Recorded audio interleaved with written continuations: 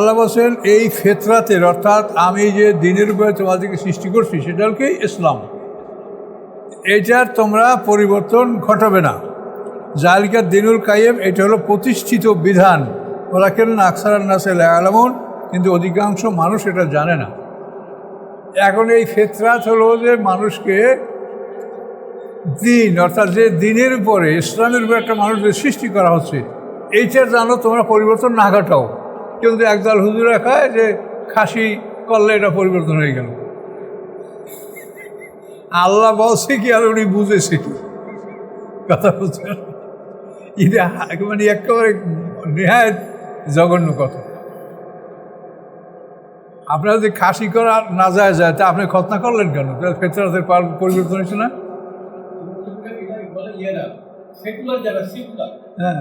দিনের মধ্যে কর্মচল আছে, ওরা বলে কেন উদাহরণ দেয় যে কুরবানি দাও, খাসি কুরবানি দাও। খাসি তো ত্রুটিপূর্ণ জিনিস, ত্রুটিপূর্ণ হয়ে গেছে। খাসি খাসি করা হয়েছে, অরিজিনাল জিনিস তো নাই, ত্রুটিপূর্ণ জিনিস, ওটাকে তোমরা বেস্ট মনে করে তোমরা কুরবানি দিচ্ছ। যে যা বলে বলবো, আমরা শুনবো না, আমরা শুনবো আল্লাহর কথা। বুঝছেন, আমরা শুনবো আল্লাহর কথা, মানুষকে পৌঁছিয়ে দেবো আল্লাহর কথা। সে মানলো কি মানলো না, আপনি যুক্তি তর্ক দিচ্ছেন, মানেন না, মনে কষ্ট নেবেন না, আপনার কাজই হলো দাওয়াত পৌঁছিয়ে দেওয়া। তাহলে ফেতরাত অর্থ হলো যে আল্লাহর যে দিন, এই দিনকে তোমরা পাল্টাবে না। আপনি এই ধান কোরাস করে জন্মাতে জন্মাতে আমরা ছোটোবেলায় দেখছি 1 বিঘা জমিতে ধান হয় 5 মণ, এখন সেই জায়গায় 40 মণ। এটা যদি কোরাস না করা হতো, তাবদিল বদল না করা হতো, এটা হইতো? আপনি একটা টক বড়ই গেছে মিষ্টি বড়ই, একটা টক আম গাছে মিষ্টি আম, এই যে একটা পরিবর্তন। তারপর আমাদের সৃষ্টিগতভাবে আমরা দাড়ি চুল নখ এবং দেহ পরিষ্কার করি, এগুলো প্রত্যেকটাই তো পরিবর্তন। আপনারা শিখদের মতো থাকবেন না। তাহলে তাবদিলে খালকিল্লা মানে খাসি করা ছাগল আর গরু এতে কোরবানি হয়, এটা কী বুদ্ধি করে? কাজে এগুলো তাদের জ্ঞানের অভাব, কাজে এই ব্যাপারে আপনারা সতর্ক থাকবেন। তাহলে তাবদিলে খালকিল্লার অর্থ হলো এই যে ফেতরাত, এটাকে খাল বলছে। এই দেখেন না, আকে মজাকালে দিনই হানিফ, এই যে দিনই হানিফ এটাই সামনে, এটার নাম ফেতরাত। এটা এই দিনই হানিফটাই হলো ফেতরাত। তো এই ফেতরাতের উপরে আল্লাহ মানুষ সৃষ্টি করছে, এই সৃষ্টির মধ্যে কোনো পরিবর্তন নাই। জালিকা দিনুল কাইয়্যিম, এবং এটা হচ্ছে প্রতিষ্ঠিত দিন, কিন্তু অধিকাংশ মানুষরা জানে না। আসসালামু আলাইকুম। সম্মানিত সুধীমণ্ডলী, আমরা সূরা রুমের 20 নম্বর আয়াত থেকে এখন আলোচনা শুরু করব ইনশাআল্লাহ। আউযু বিল্লাহি মিনাশ শাইতানির রাজীম, বিসমিল্লাহির রহমানির রহিম। ওয়ামিন আয়াতিহি আন খলাকাকুম মিন তুরাবিন সুম্মা ইযা আনতুম বাশারুন তানতাশিরুন। ওমিন আয়াতিহি, তার নিদর্শনের মধ্যে হচ্ছে, আয়াত মানে নিদর্শন। ওমিন আয়াতিহি, আল্লাহর নিদর্শনের মধ্যে আছে যে আন খালাকাকুম মিন তুরাবিন, যে তিনি তোমাদেরকে মাটি হতে সৃষ্টি করেছেন। খালাকাকুম, তোমাদের কথা আমাদের সবাইকে। আদম আলাইহিস সালামের জন্য যখন সমগ্র পৃথিবীর পৃষ্ঠদেশ থেকে মাটি নেওয়া হয়েছে, ওর সাথে আমাদের মাটিটাও আদমের মাটির সাথে একসঙ্গে নেওয়া হয়েছে। এই জন্য বলা হয়েছে কুম, খালাকা কুম। তার নিদর্শন হচ্ছে যে আন খালাকা কুম, সৃষ্টি করছেন তোমাদেরকে মেন তুরাবেন, মাটি হতে।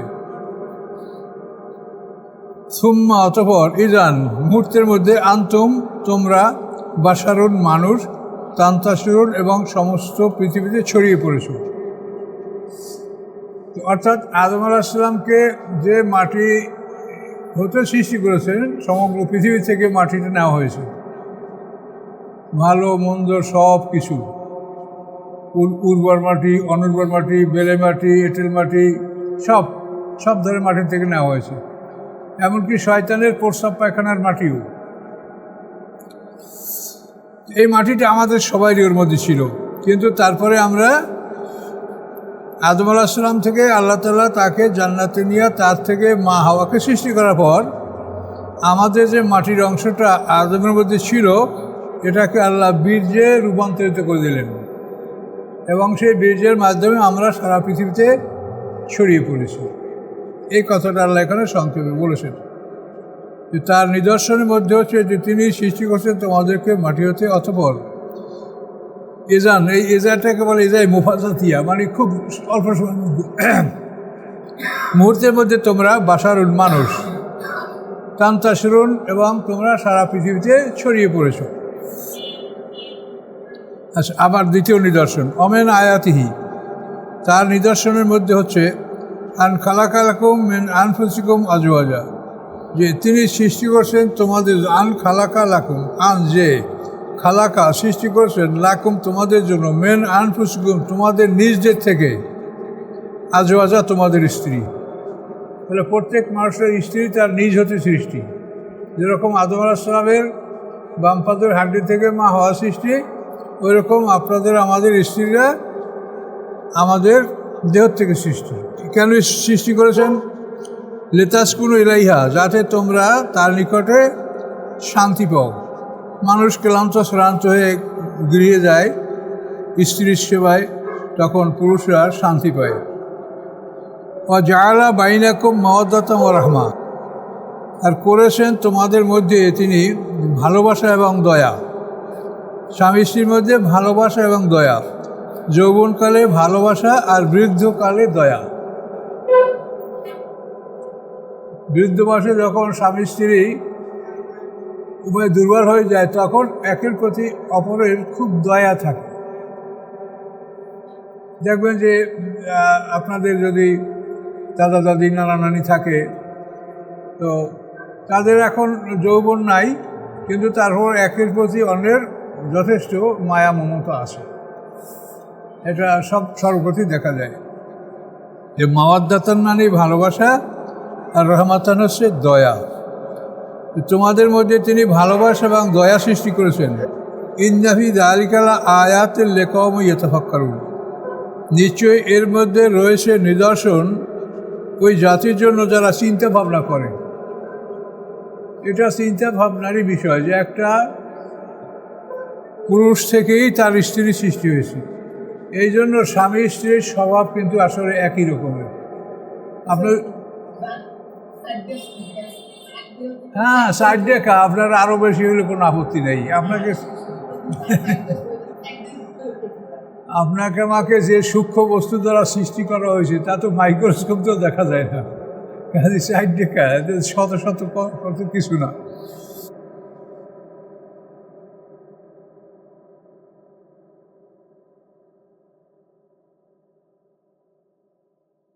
প্রশ্ন একটা জটিল থাকে, যেটা হলো যে সমস্ত নারীর একাধিক স্বামীর সংসার করে, এটা একটা প্রশ্ন থাকে।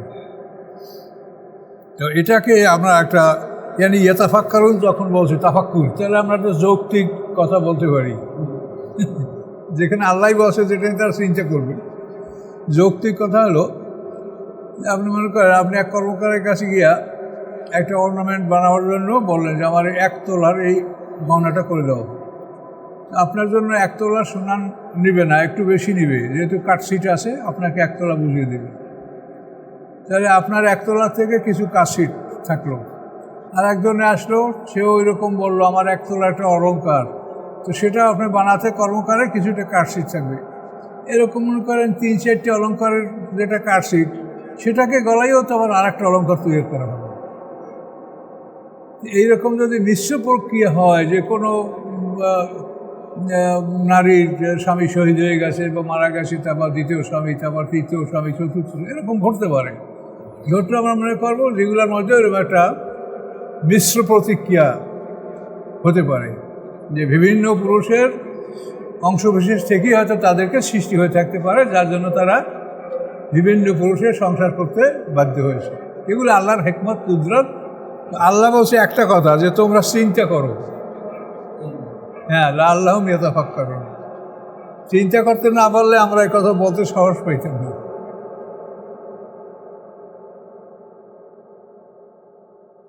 অমেন আয়াতি খালকুস সামাওয়াতি ওয়াল আরদ, তার নিদর্শনের মধ্যে রয়েছে সৃষ্টি আকাশ পৃথিবীর, এই আকাশ পৃথিবীর সৃষ্টি আল্লাহর একটা নিদর্শন। মানে এত বড় পৃথিবী কোথার থেকে আর উপাদানগুলি সংগ্রহ করা হয়েছে, এই মহা আকাশ কীভাবে আল্লাহ সৃষ্টি করেছেন, কীভাবে স্থাপন করেছেন, শূন্যের উপরে কোনো কিছু নাই, উপর নিচে সব ফাঁকা। আল্লাহ বলছেন এটা নিদর্শন। অমেন আয়াতি, আল্লাহ নিদর্শনের মধ্যে রয়েছে আরও নিদর্শন কি, ফরকুসমাতল, আকাশ পৃথিবীর সৃষ্টি। আর কি, ইখতিলাফু আলসিনাতুকুম, তোমাদের ভাষার ব্যবধান, তোমাদের ভাষার ব্যবধান। অর্থাৎ আমরা প্রত্যেকটা মানুষের উচ্চারণ কণ্ঠস্বর আলাদা, জিহ্বা থেকে উচ্চারণ করা, এই জন্য বলা হয় যে প্রত্যেকটা মানুষের উচ্চারণ আলাদা। আপনি একসঙ্গে আপনি আসেন, আপনার জামাই আসে, ছেলে আসে, ভাই আসে, একসঙ্গে বাড়িতে গেছেন, যাওয়ার পরে আপনি যখন দরজার বাইরে থেকে ডাক দেবেন, আপনার আওয়াজ শুনেই বুঝতে পারবে আপনার স্ত্রী যে আমার স্বামী ডাক গেল, না আমার ভাই ডাক গেল, না আমার ছেলে ডাকলো, না আমার জামাই ডাকলো, কি ঠিক পাবে কি না? তাহলে একই মানুষ, একই কথা, একই জিহ্বা থেকে উচ্চারণ হয়। দেখেন তো যে কী আশ্চর্য ব্যাপার। হ্যাঁ, তারপরে ফিঙ্গারপ্রিন্ট যেটা আছে সেটা তো মানে এই এক আঙ্গুলের মধ্যে আল্লাহ এমন সৃষ্টি করছে যে আদম আলাইহিস সালাম থেকে কিয়ামত পর্যন্ত দুইটা মানুষের আঙ্গুলের ছাপ মিলে না। এগুলি চিন্তা করলে অবাক বিষয় আসলে। এই জন্য আল্লাহ বলছেন যে তোমার আঙ্গুলের অগ্রভাগ ও হাসরের ময়দানে আমি এটা একত্রিত করব, বানানা। সূরা আম্মায়াত আছে না, সূরা ইয়ের মধ্যে আছে, যাই হোক ওই 30-29 পারার মধ্যে আছে, বানানা মানে আঙ্গুলের অগ্রভাগ, এটা আল্লাহ তাআলা হাসরের ময়দানে তুলবেন। তোমরা তুলতে পারবো না, তুলবো তো তুলবো এমনভাবে যে তোমার আঙ্গুলের অগ্রভাগের ছাপটা সহ তুলবো, এড়াতে পারবো, কিছুই বাকি থাকবে না। ইখতিলাফু আলসিনাতিকুম ওয়া আলওয়ানিকুম, এবং তোমাদের রং। এই দেখেন আমরা কত রঙের মানুষ এখানে বসা, দেখেন এই রঙের ব্যবধান, তোমাদের ভাষার ব্যবধান, এটা কিন্তু আল্লাহর একটা কুদরতের নিশানা। আপনি যেটা যন্ত্র বানান, হারমোনি বানাইলে ওইটার ওই সুরই বাজবে, ওর অন্য সুর হবে না। কিন্তু আল্লাহ তাআলা এমন করেছে দেখেন যে তোমার ভাষা, তারপর তোমাদের রং, ওইটা প্রত্যেকটা যেন একটা জিহ্বা, এই জিহ্বা একটা জিহ্বা, এইটাই আপনার গরম, ঠান্ডা, তিতা, টক, বাসি, টাটকা, এই সবই আপনার একটা জিহ্বা বলতে পারতেছে। একটা জিনিসই এতগুলো পরীক্ষা, এটা কি পৃথিবীর আর কেউ করতে পারে? এরকম কোনো যন্ত্র আছে? আল্লাহ তাআলা বলে যে এগুলি আমার নিশানা, কুদরতের নিশানা, আমার ক্ষমতা দেখো। তো তোমাদের ভাষার ব্যবধান, ও আলসিনাতিকুম ও আলওয়ানিকুম, এবং তোমাদের রং। ইন্না ফি যালিকা লাআয়াতিন লিল আলামিন, নিশ্চয়ই এর মধ্যে রয়েছে নিশানা সমস্ত সৃষ্টি জগতের জন্য, বিশ্ব জগতের জন্য এগুলির মধ্যে নিদর্শন বা নিশানা রয়েছে। অমেন আয়াতিহি, আবার দেখেন, আবার তার নিদর্শনের মধ্যে আছে মানামুকুম বিল লাইলি ওয়ান নাহার, দিবারাত্রিতে তোমাদের নিদ্রা, দিবারাত্রিতে তোমরা ঘুমাও, এই ঘুমানটা আল্লাহর একটা নিশানা। তার কারণ ঘুমার সময় মানুষ তার ভিতরে 3টে নফস বের হয়ে যায়, শুধু রুহটা ভিতরে থাকে। এই নফস বের হয়ে যাওয়ার কারণে তার যে ইন্দ্রিয় শক্তিটা নিষ্ক্রিয় হয়ে যায়, চক্ষু, কর্ণ, নাসিকা, জিহ্বা, ত্বক, এই যে সেন্স অর্গান, এইটা নিষ্ক্রিয় হয়ে যায় ঘুমের সময়, এটার কোনো ক্রিয়া থাকে না। যার জন্য আপনার মালামাল নিয়ে গেল, আপনার সব কিছু হয়ে গেল, আপনি কিছুই বলতে পারছেন না। অথচ আপনার হাত, পা, চোখ, কান, নাক, জিহ্বা সবই তো আছে। ঘুমের সময় তো আপনার দেহের থেকে কিছু নেওয়া হয় নাই। দেহেতে আপনি যে কথা বলবেন, হাঁক মারবেন, চোরকে মারবেন, সবই তো আপনার আছে, হাত, পা, অস্ত্র, জিহ্বা, কথা বলার সবই, কিন্তু তার মধ্যে আপনি কথা বলতে পারছেন না, কিছু দেখতে পাচ্ছেন না। এটা আল্লাহর কুদরত। আপনি মরেও যান নাই, যদি চাইরোটা বাইর হয়ে যায় তাহলে মৃত্যু। নফসে মুতমাইন্না, নফসে লাওয়ামা, নফসে আম্মারা, রূহ, এই চাইরোটা বাইর হয়ে গেলে মৃত্যু। আর বাইরে যাওয়ার মানেই এই না যেটা হারিয়ে গেল, ওটাকে আল্লাহ সংরক্ষণ করবে, পদার্থের দেহটা পদার্থের মধ্যে বিলীন হবে। আর পদার্থ তো আল্লাহর এই সৃষ্টির এই গ্র্যাভিটির মধ্যে আছে, পদার্থের কোনো ক্ষয় নেই, এটা তো বিজ্ঞানের কথা, পদার্থের কোনো ক্ষয় নেই। কাজে আমরা যখন পদার্থ দ্বারা সৃষ্টি, কাজে আমাদের কোনো ক্ষয় নেই, আমরা আছি, যেখানেই থাকি আমরা আছি।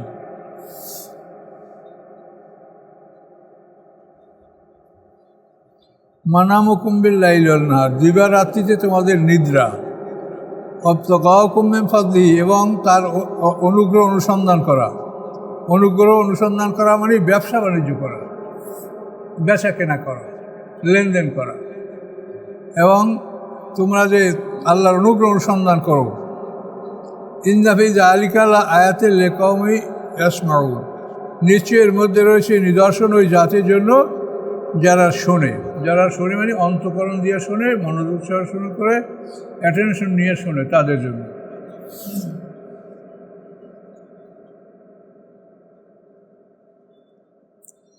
অমেন আয়াতি ইউরিকুমুল বারকা খওফমাত্তামা, এবং তার নিদর্শনের মধ্যে আরও নিদর্শন আছে। ইউরিকুম, যে তিনি দেখান তোমাদেরকে, বারকা বিদ্যুৎ, আমরা বিদ্যুতের চমক দেখতে পাই। এটার মধ্যে দুইটা জিনিস, খওফা ও তমা, একটা আছে ভয় আর একটা হচ্ছে লোভ, আশা। ভয় যে বজ্রপাতে মরে যাব নাকি, আর লোভ হলো যে এই মেঘ চমকাচ্ছে, এখন বৃষ্টি হবে, এটা হলো আশা। তার মধ্যে রয়েছে ভয়, তমা এবং আশা, আকাঙ্ক্ষা। ওই নাজ্জুল মিনাস সামাই মা, এবং আকাশ হতে তিনি পানি বর্ষণ করেন। কেন? ফায়ুহিবিল আরদা, এই পানির সাহায্যে তিনি পৃথিবীকে প্রাণবন্ত করেন, জীবিত করেন। বাদা মাওতিহা, উহার মৃত্যুর পরে, মানে উহা শুকিয়ে যাওয়ার পরে, অনুর্বর হওয়ার পরে। ইনজাফি যালিকা লাআয়াতিন লিকাওমি ইয়াকিলুন, নিশ্চয়ই এর মধ্যে রয়েছে নিদর্শন ওই জাতির জন্য যারা জ্ঞান রাখে। হাসরের ময়দানও ঠিক এভাবেই আমরা জীবিত হব। অমেন আয়াতি, যাকে নিদর্শন আরও আল্লাহ বর্ণনা করছে। আন তাকুমাস সামাওয়াল আরদু বিআমরিহি, যে তাকুমাস সামা মানে দাঁড়িয়ে আছে আকাশ পৃথিবী তার আদেশে। এখন দেখেন, এই আকাশ পৃথিবী তার আদেশে মহাশূন্যে অবস্থান করছে। এটার উপরেও কিছু নাই আর নিচেও কিছু নাই, নিচেও কোনো পিলার নাই, উপরেও কোনো রশি দিয়ে টানা দেওয়া নেই। আল্লাহ বলেন তার নিদর্শন যে আন তাকুমাস সামাওয়াল আরদু বিআমরিহি, যে দাঁড়িয়ে আছে আকাশ এবং পৃথিবী তার আদেশে। সুম্মা ইযা দাআকুম দাওয়াতাম মিনাল আরদ, অতঃপর যখন তিনি তোমাদেরকে ডাক দেবেন, একটা ডাক দেবেন মাত্র পৃথিবী হতে, ইযা আনতুম তানতাশিরুন, তখন তোমরা সবাই, আনতুম তাখরুজুন, সবাই তোমরা বেরিয়ে পড়বে। এই ডাক হলো ইসরাফিল আসলামের দ্বিতীয় সিংহার ফুৎকার। তাহলে দেখেন নিদর্শনটা কি? আকাশ পৃথিবী আল্লাহর হুকুমে দণ্ডায়মান, এবং তিনি যখন ডাকবেন, এই ডাকটা দিবেন তিনি ইসরাফিলের মাধ্যমে, দ্বিতীয় সিংহের ফুৎকার। পৃথিবীতে আমরা পৃথিবীর মধ্যে থাকবো লুকানো, ওখান থেকে আমাদেরকে ডাক দেওয়া হবে। এ জানতুম তাকরুজুন, তখন তোমরা ওখান থেকে বেরিয়ে আসবে, আমরা সব বেরিয়ে আসবো মাথায়, মানে বাঁশির আওয়াজের দিকে আমরা যাব। কমান্ডার যেমন বাঁশি বাজালে সমস্ত সিপাহীরা দৌড় দিয়ে কমান্ডারের সামনে দিয়ে ফলিন হয়, লাইন দেয়, তাই না? ওই রকম সিংহার ফুৎকারে ও ইসরাফিলের ওদিকে আমরা সবাই দৌড়ে যাব। আর প্রত্যেকটা মানুষের সাথে ফেরেশতা থাকবে, কাজে এলোমেলো হবে না, কিছু বিশৃঙ্খলা হবে না।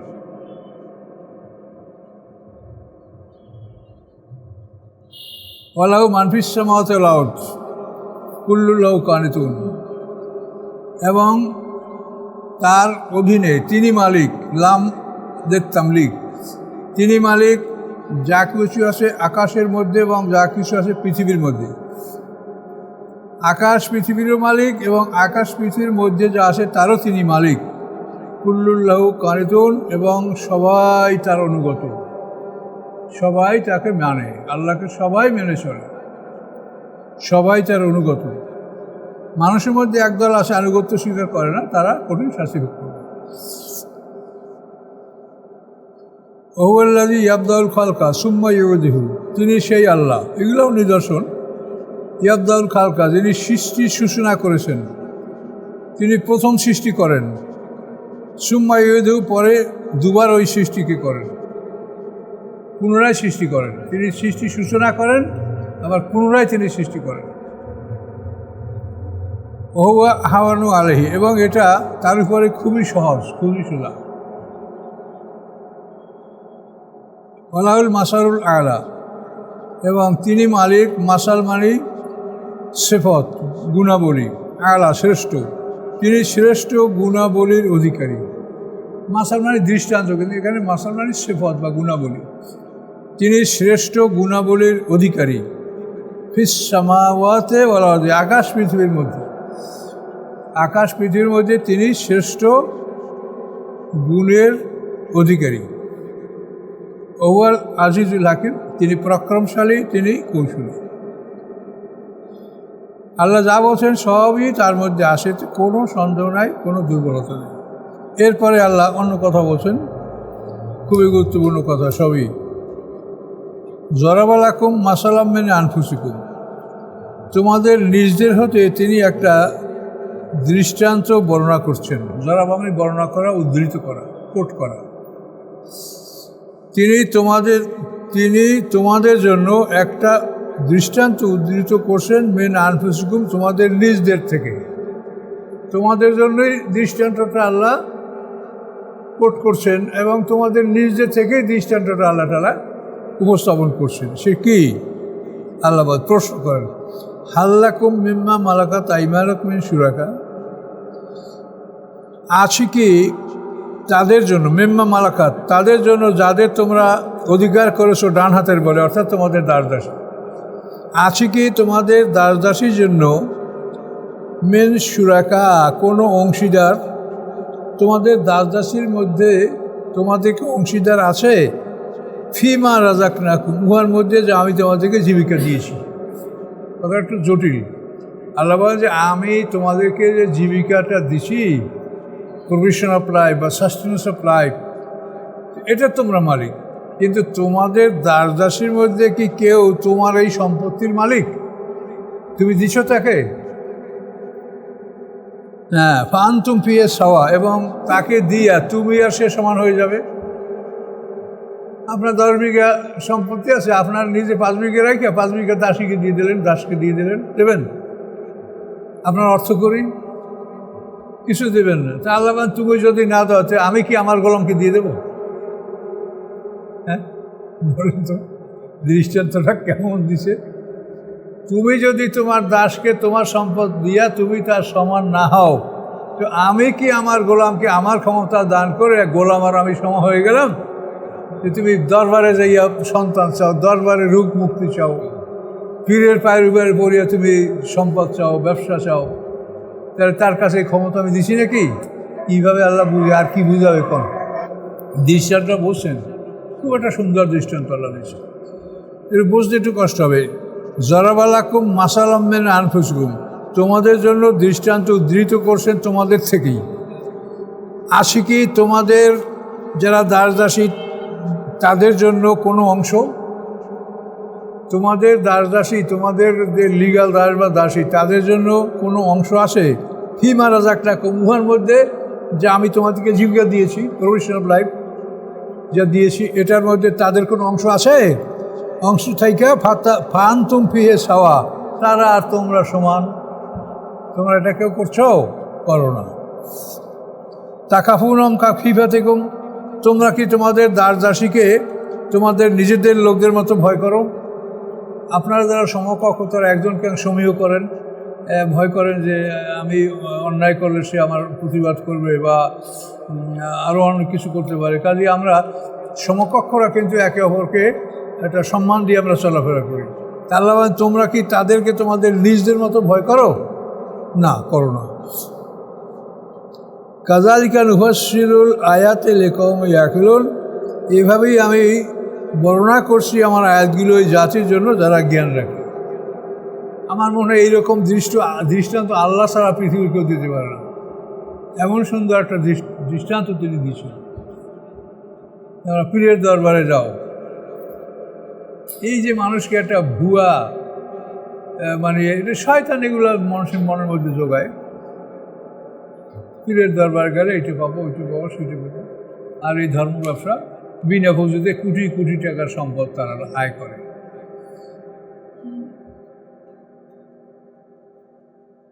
আল্লাহ বলেন, বালিত তাবাল লাজিনা জলমু আওয়াহুম, বরং যারা জালেম তারা অনুকরণ করে তাদের মনের ইচ্ছার, মন যা চায় তাই করে। আর মনের মধ্যে তো শয়তান বসা আছে। বরং অনুকরণ করে জালেমরা আহওয়াহুম তাদের মনের ইচ্ছার, বেগাইরে কোনো জ্ঞান ছাড়া, তাদের এই ব্যাপারে কোনো জ্ঞান নাই।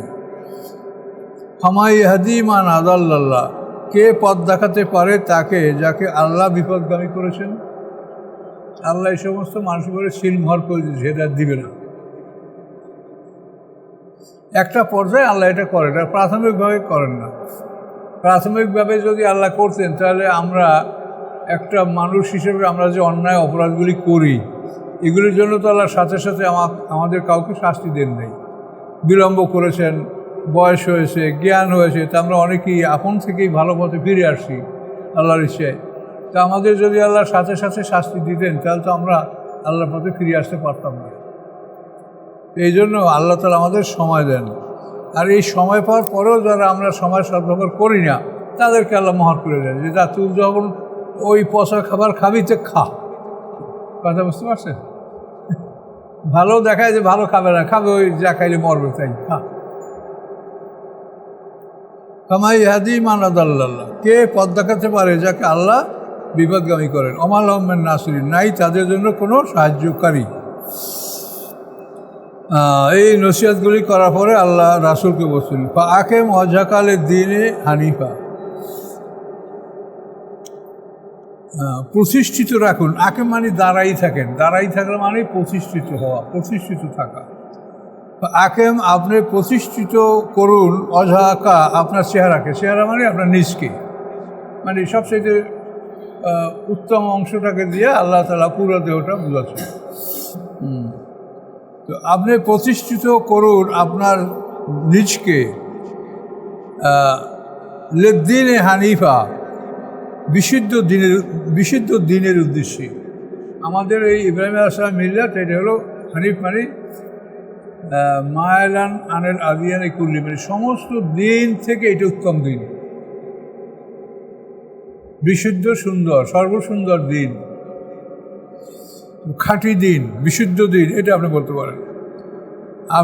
আপনাকে প্রতিষ্ঠিত করুন এই পরিশুদ্ধ বা খাঁটি দিনের প্রতি। আর ফিতরাত আল্লাহে, আল্লাহর সৃষ্টিগত আইন, আল্লাহর সৃষ্টিগত আইন, আল্লাতি ফাতারান্নাস আলাইহা, যে আইনের উপরে আল্লাহ তাআলা মানুষ সৃষ্টি করেছেন, লা তাবদীলা খালকিল্লাহ, এটার কোনো পরিবর্তন হবে না। এটা অর্ডিন্যান্স, অর্ডিন্যান্স মানে এটার পরিবর্তন হবে না, মানে তোমরা পরিবর্তন কেউ করতে পারবে না। এটা অর্ডিন্যান্স, অর্ডিন্যান্স মানে আদেশ দেওয়া লাগে না, অর্ডিন্যান্স করলে, ঘোষণা করলে বোঝা যায় যেটা নির্দেশ। আল্লাহ বলছেন যে আল্লাহর ফিতরাত মানে সৃষ্টিগত নিয়ম, অর্থাৎ প্রত্যেকটা মানুষকে আল্লাহ তাআলা ইসলামের উপরে সৃষ্টি করেছেন। আমাদের প্রথম মৃত্যুর আগে আমাদেরকে একটাই প্রশ্ন করছেন, আল্লাহ সুবহানাহু ওয়া তাআলা, আমরা সবাই হচ্ছি কালু বালা, আমরা সবাই মুসলমান না? সবাই মুসলমান। এই ইসলামের উপরে যে আমাদের সৃষ্টি করছে, এইটা আল্লাহ বলছেন লা তাবদীলা খালকিল্লাহ, এই সৃষ্টির যেন পরিবর্তন না ঘটানো হয়, যেটা আমরা করছি। কি আল্লাহ বলছেন, রাসূলের হাদিস, কুল্লু মাউলুদিন ইউলাদু আলা ফিতরাতে, সমস্ত শিশুরা ইসলামের উপরেই জন্মগ্রহণ করে। আবওয়াহু, অথবা তার পিতামাতা, ইউহাব্বিদানিহি ও নাসরানিহি, তাদেরকে ইহুদি বানায়, নাসারা বানায়, মজুসি বানায়, অগ্নিপূজক বানায়। আপনারা যারা মুসলমান, আপনাদের সন্তান আপনারা কোনো রকম ঘরে রেখে আসতে পারেন না, মসজিদে নিয়ে আসতে বাধ্য হন, কেউ কান্দে করিয়া, কেউ হাঁটাইয়া, যেভাবে কোনো উপায় নেই। এই যে আপনার সন্তান, এই মসজিদে আমি দেখছি কাল না পরশু একটা বাচ্চা বাবাই নিয়ে আসে, এখন উনি ওই নিজে খালি নামাজ পড়তেছে, ইচ্ছে মতো সেজদা, রুকু, ওঠা বসা, মানে আপনারা কি করেন বা ইমাম সাহেবের খবর নাই, নামাজই পড়তেছে। খুবই সুন্দর লাগে যে তার মন মতো সে নামাজ পড়তেছে। কেন? বাবার সাথে আসে, এখানে নামাজ। এই যে আমাদের মানে একটা পরিবেশের কারণে যে মানুষ, এটা যে আল্লাহর কত বড় মেহরবানি যে আল্লাহ তাআলা আমাদেরকে মুসলিম পরিবারে আমাদেরকে জন্মগ্রহণ করাইছে, বিরাট মেহরবানি আল্লাহ। কিন্তু এই পরিবারে যারা জন্মগ্রহণ করে নাই তাদের জন্য কিন্তু মুশকিল, মনে চাইলেও তারা ফিরে আসতে পারে না বিভিন্ন প্রতিবন্ধকতার কারণে। এই জন্য আল্লাহ বলছেন এই ফেতরাতের, অর্থাৎ আমি যে দিনের উপরে তোমাদেরকে সৃষ্টি করছি সেটা হল কি ইসলাম, এটার তোমরা পরিবর্তন ঘটাবে না।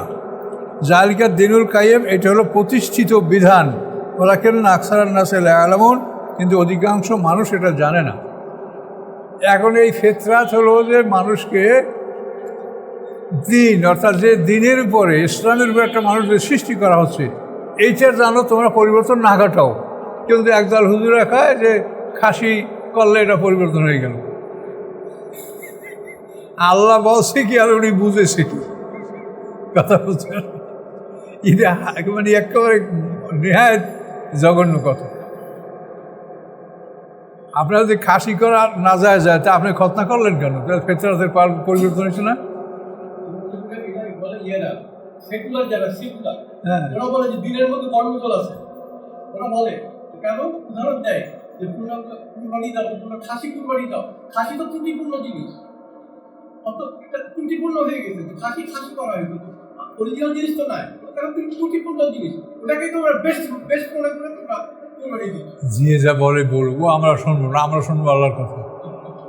বুঝছেন, আমরা শুনবো আল্লাহর কথা, মানুষকে পৌঁছে দেবো আল্লাহর কথা। সে মানলো কি মানলো না, আপনি যুক্তি তর্ক দিচ্ছেন, মানেন না, মনে কষ্ট নেবেন না, আপনার কাজই হলো দাওয়াত পৌঁছে দেবে। তাহলে ফেতরাত অর্থ হলো যে আল্লাহর যে দিন, এই দিনকে তোমরা পাল্টাবে না। আপনি এই ধান কোরাস করে জন্মাতে জন্মাতে আমরা ছোটোবেলায় দেখছি 1 বিঘা জমিতে ধান হয় 5 মণ, এখন সেই জায়গায় 40 মণ। এটা যদি কোরাস না করা হতো, তাবদিল বদল না করা হতো, এটা হয়তো আপনার একটা টক বড়ই গেছে মিষ্টি বড়ই, একটা টক আম গাছে মিষ্টি আম, এই যে একটা পরিবর্তন। তারপর আমাদের সৃষ্টিগত আমরা দাড়ি চুল নখ এবং দেহ পরিষ্কার করি, এগুলো প্রত্যেকটাই তো পরিবর্তন। আপনারা শিখদের মতো থাকবেন না।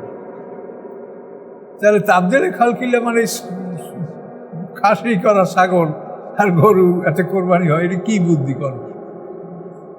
কাজে এগুলো তাদের জ্ঞানের অভাব, কাজে এই ব্যাপারে আপনারা সতর্ক থাকবেন। তাহলে তাবদিলে খালকিল্লার অর্থ হলো এই যে ফেতরাত, এটাকে খালক বলছে। এই দেখেন না, আকে মজাকালে দিনে হানিফ, এই যে দিনে হানিফ এটাই সামনে, এটার নাম ফেতরাত। এটা এই দিনে হানিফটাই হলো ফেতরাত। তো এই ফেতরাতের উপরে আল্লাহ মানুষ সৃষ্টি করছে, এই সৃষ্টির মধ্যে কোনো পরিবর্তন নাই। জালিকা দিনুল কাইয়্যিম, এবং এটা হচ্ছে প্রতিষ্ঠিত দিন, কিন্তু অধিকাংশ মানুষরা জানে না। পিছনে এতে বলা হয়েছে যে আপনি নিজকে প্রতিষ্ঠিত রাখুন, তাই না?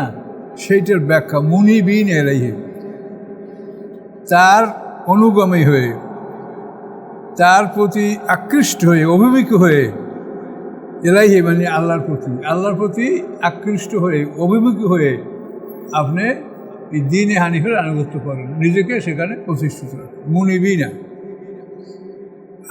না বা আনা বা ইউনাবা মানে রুজু হওয়া, অভিমুখী হওয়া, আল্লাহ অভিমুখী হয়ে, আল্লাহর প্রতি আপনি রুজু হয়ে এই দিনে হানিফে আপনাকে প্রতিষ্ঠিত রাখবেন।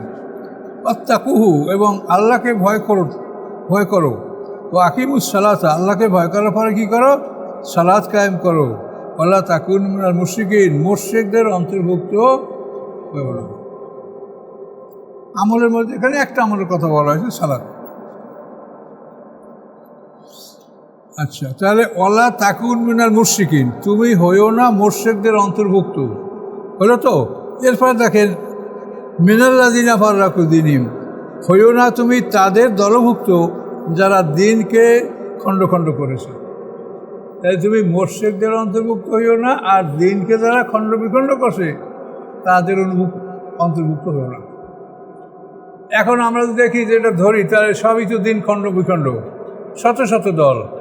কাজে আমরা এটাকে ওইভাবে না বিবেচনা করে আমরা বলছি যে আপনি যে দলেই আসেন থাকেন, কিন্তু মনে রাখবেন যে আপনাকে এই বাংলাদেশে যেমন 18 লক্ষ ছাত্র একই প্রশ্ন পরীক্ষা দিচ্ছে, হাসরের ময়দানে আমরা সবাই একই প্রশ্নের পরীক্ষা দিতে হবে।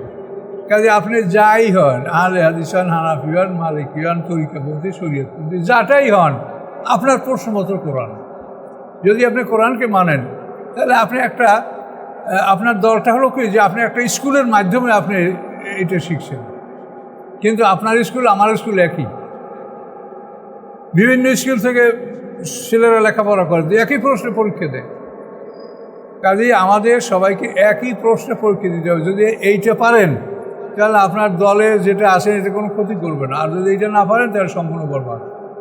যদি বলেন যে আমার দল ঠিক আর সব ভুল, তাহলে আপনি মনে করবেন যে আপনিই ভুল।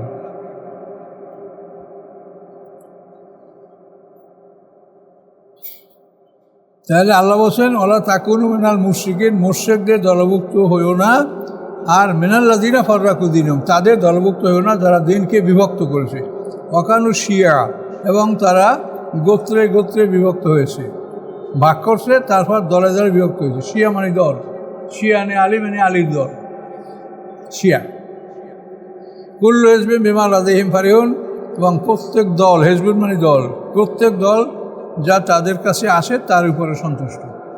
আমার ভালো সব, এই আমার নামাজ আর আপনাকে নামাজ হইতেছে না, এটা হলো কুল্লু হিজবিন বিমা লাদাইহিম ফারিহুন, প্রত্যেক দল তার কাছে যা আসে এটার উপরে সে সন্তুষ্ট। আমরা যারা নামাজ পড়ি, নামাজ তো আমরা একই নামাজ পড়ি, কী ব্যবধান? হাত উপরে আর নিচে বাঁধে, কিন্তু নামাজের কোনো ব্যবধান নয়। হাত না বাঁধলেও তো নামাজ, হাত বাঁধা তো বড় গজব না। এখন আপনি হাত কি কাঁধ বরাবর উঠবে না কানে লতি পারবে, এটা কি কোনো বড় কিছু?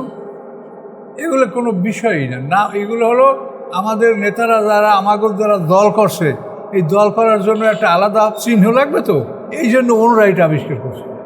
আমি এটা নিশ্চিতভাবে বলতে পারি, যাতে ওনাদের দলটা বোঝা যায় যে এইটা ওই দল, এই জন্য ওনারা এগুলো আবিষ্কার করছে। কিন্তু নামাজের মধ্যে তারা হস্তক্ষেপ করতে পারে নাই, নামাজ বাড়াতেও পারে নাই, কমাতেও পারে নাই, কিছুই করতে পারে, নামাজই আসে। কিন্তু ওইটা করছে ওরা হলো নিজেদের দলের পরিচয়ের জন্য। আমি এটা মনে করি এগুলো কি বিষয়? এগুলো কোনো বিষয়? যেখানে আল্লাহ কোরআনে বলছেন যে তোমরা যদি বড় বড় অপরাধগুলি না করো তা আমি তোমাদের ছোটো গুনাহ মাফ করে দেবো, ডাইরেক্ট কোরআনে আল্লাহ বলছেন। তারপর আপনারা এগুলো নিয়ে ঝগড়া করবেন কেন? মনে করেন আমি ভুল করছি, তো ভুল হলে এটা তো গুণে কবিরে না, বা হতে পারে আপনি ভুল করছেন, তা আপনার এই ভুলটা তো গুণে কবিরে না, এটা তো ক্ষমার যোগ্য। এটা নিয়ে আপনারা তর্ক বিতর্ক করে সময় নষ্ট করেন, এটা কি ঠিক? এগুলো বুঝতে হবে, এগুলো শয়তানের কাজ।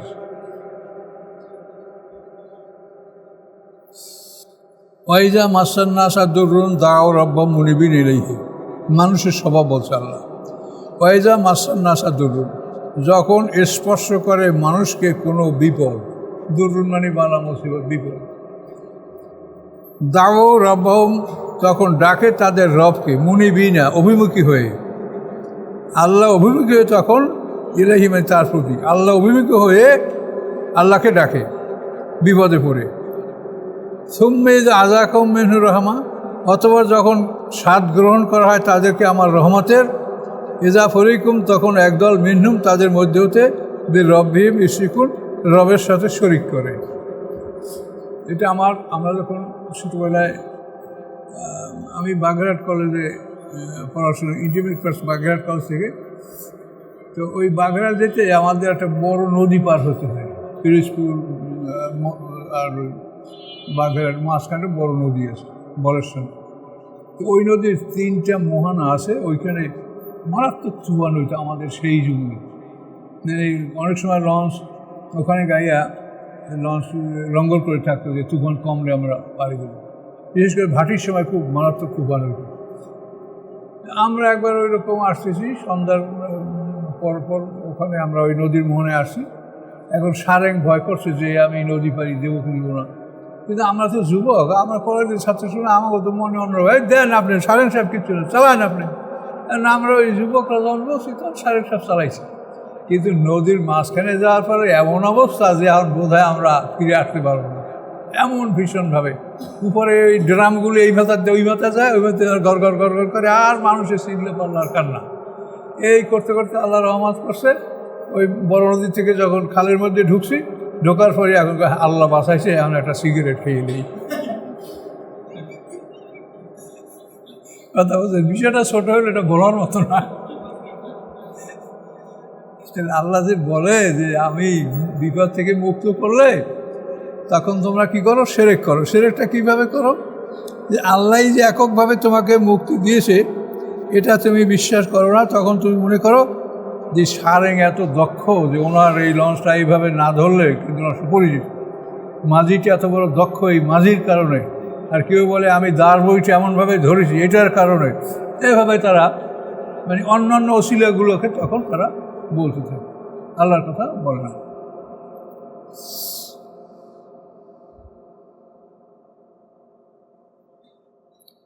আল্লাহ বলেন এটা তারা কেন করে? লিয়াকফুরু বিমা আতাইনাহুম, যে আমি তাদেরকে যে নেয়ামত দিয়েছি এটা তারা কুফরি করবে, অস্বীকার করবে, এটার প্রতি অকৃতজ্ঞ হবে। কাফার মানে অকৃতজ্ঞ হওয়া। তো আমি তাদেরকে দিয়েছি এটাকে তারা অস্বীকার করার জন্যই এগুলি তারা করছে। ফাতামাত্তা, আল্লাহ বলেন ভোগ বিলাস করো, ফাসাওফা তা'লামুন, অতি শীঘ্রই তোমরা জানতে পারবে। যখন বিচারের সম্মুখীন হবে তখন জানতে পারবে। আম আনজালনা আলাইহিম সুলতানান, অথবা আমি কি নাজিল করেছি তাদের উপরে কোনো প্রমাণ? প্রমাণ হলো আসমানি কিতাব। আম আনজালনা আলাইহিম সুলতানান, আমি কি নাজিল করেছি, অথবা আমি কি নাজিল করেছি তাদের উপরে কোনো প্রমাণ?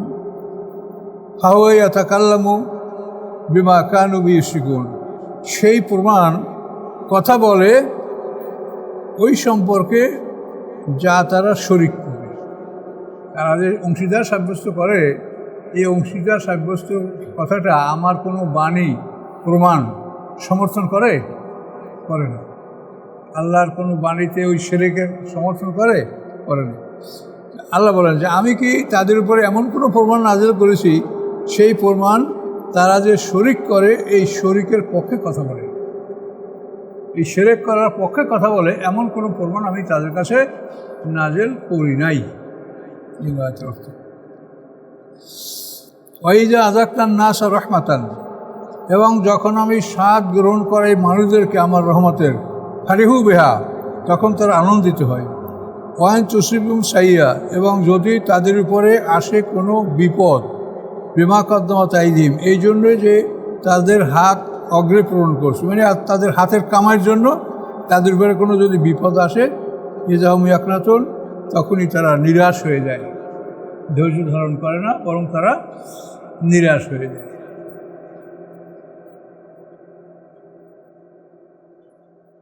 তো রহমত পাইলে আমরা খুব আনন্দিত হই, সেখানেও সীমা লঙ্ঘন করে আনন্দিত হওয়া যাবে না। হ্যাঁ, যেমন একেবারে অমুকে পরীক্ষায় ফার্স্ট হয়েছে, তো অমুকে ভোটে এসেছে, এখন আমরা ঢোল তবলা লইয়া রাস্তায় নামবো। হ্যাঁ, অনেক হাজি সাহেবদেরকেও দেখা গেছে ঢোল তবলা লইয়া রাস্তায় আনন্দ মিছিল করে। উনি হাজি সাহেব, হ্যাঁ, অস্করি আছে, মাথায় টুপি আছে, দাঁড়িয়ে আছে, তারপর ঢোল তবলা আছে। এটা আমার এলাকার একার সচক্ষে দেখার কথা বলছি।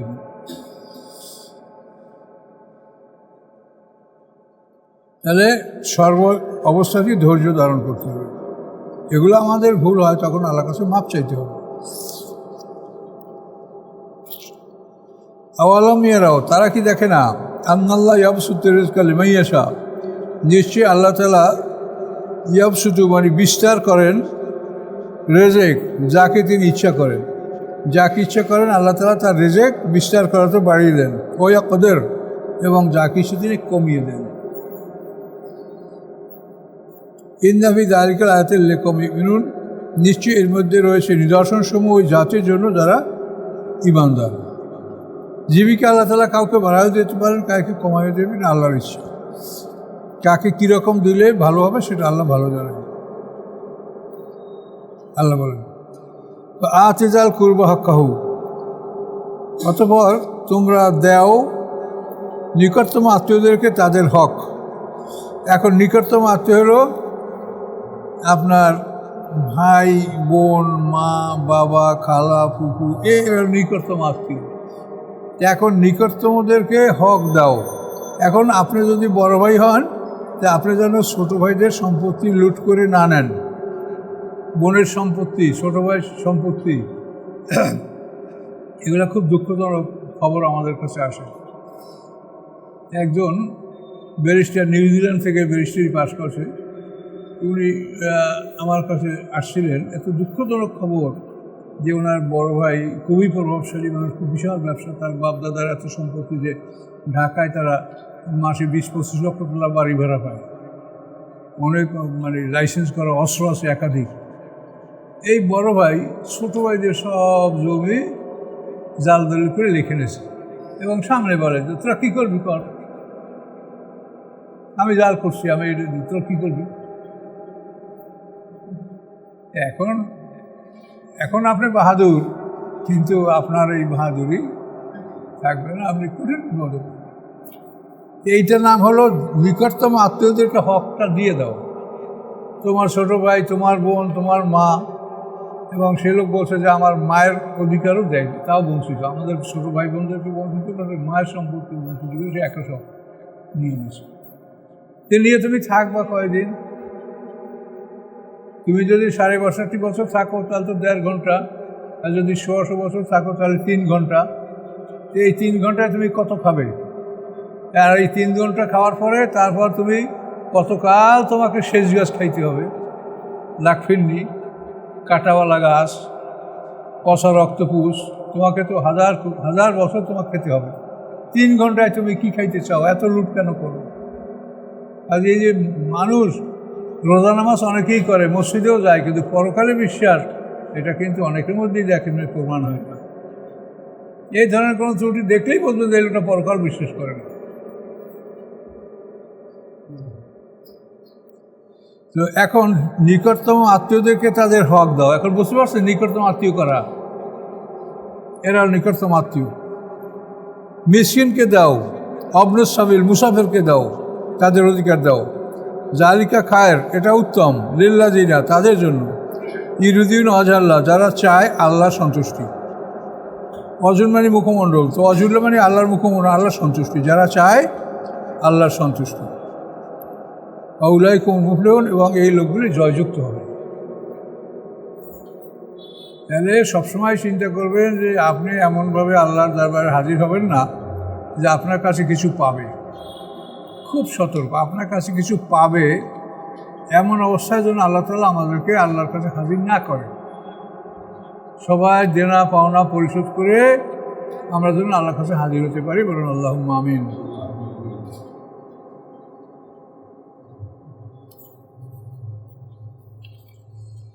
সম্পত্তি বন্টনের ব্যাপারটা এতই মারাত্মক, আমি দেখি না যে শতকরা একটা ফ্যামিলি সম্পত্তি ঠিকমতো বন্টন করছে। শতকরা একটাই পাওয়া মুশকিল।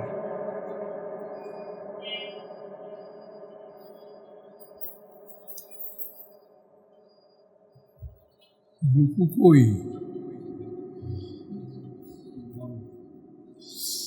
আচ্ছা, ওমা আতাইতুম মির রিবা লিয়ারবু ফি আমওয়ালিন নাস, তোমরা দাও মেন রেবা সুদ, তোমরা যে সুদ দাও, সুদ লেনদেন করো, লিয়ারবু ফি আমওয়ালিন নাস, যে এর মাধ্যমে মানুষের সম্পদ বাড়বে।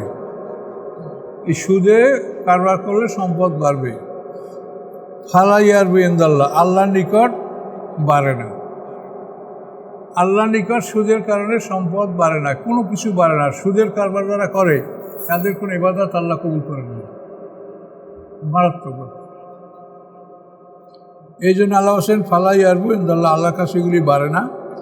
ওমা আতাইতুম মিন জাকাত, এবং তোমরা যে দাও জাকাত, দেও কেন তুরিদুনা ওয়াজহাল্লাহ, আল্লাহর সন্তুষ্টি লাভের জন্য।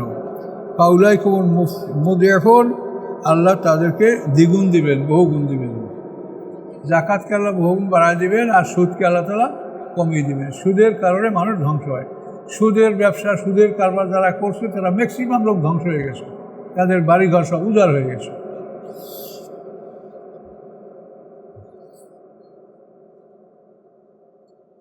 আল্লাহুল্লাযী খালাকাকুম সুম্মা রাযাকাকুম, আল্লাহ তাআলা তিনি খালাকাকুম, যিনি তোমাদেরকে সৃষ্টি করেছেন, সুম্মা রাযাকাকুম, অথবা তিনি তোমাদেরকে জীবিকা দান করছেন, সুম্মা ইউমীতুকুম, অথবা তিনি তোমাদের মৃত্যুদান করবেন, সুম্মা ইউহয়িকুম, অথবা তিনি তোমাদেরকে জীবিত করবেন হাসরের ময়দানে। আল্লাহ বলেন হালমেন সুরাকায়কুম, আছে কেউ তোমাদের শরীকদের মধ্যে মাইয়া ফালু মিন যালিক, যে এগুলো কিছু করতে পারে? তোমরা যাদের শরীক বানাইছো, লাত উজ্জা মানাত ওল হবর বড় বড় মূর্তি বানাই খাড়া করে রাখছো, এরা কি এর কাজ একটা কাজও করতে পারে? সৃষ্টি করছেন, রিজিক দিচ্ছেন, মৃত্যুদান করেন, জীবিত করেন, তোমাদের শরীরের একটা পারে কিছু করতে? সুবহানাহু ওয়া তাআলা আম্মা ইউশরিকুন, পবিত্রতা আল্লাহর, তিনি সব কিছুর ঊর্ধ্বে যা তার সাথে অংশীদার সাব্যস্ত করা হয়। এখন দেখেন পৃথিবীতে মুশরিক, কোটি কোটি মানুষ মুশরিক, কোনো যুক্তি নেই, তর্ক নাই, সবাই একসঙ্গে জাগর দেবে, চিৎকার দেবে, হই হুল্লোড় করবে, আর আমাদের এই ধর্ম, বাস কী করবেন? জাহান্নাম ভরবে এদের দ্বারা আল্লাহ তাআলা।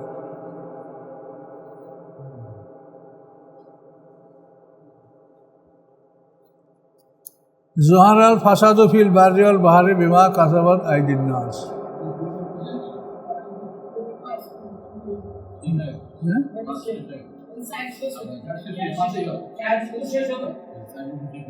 এটা লেখা দেখিনি,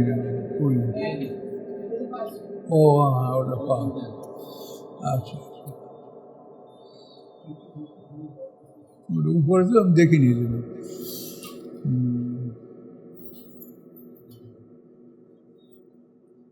আল্লাহ তাআলা দোজক সৃষ্টি করছে, দোজকও ভরবে আর জান্নাতও ভরবে। এখন অধিকাংশ মানুষই দোজকে যাবে, ভেস্তে যাবে খুব কম সংখ্যক লোক।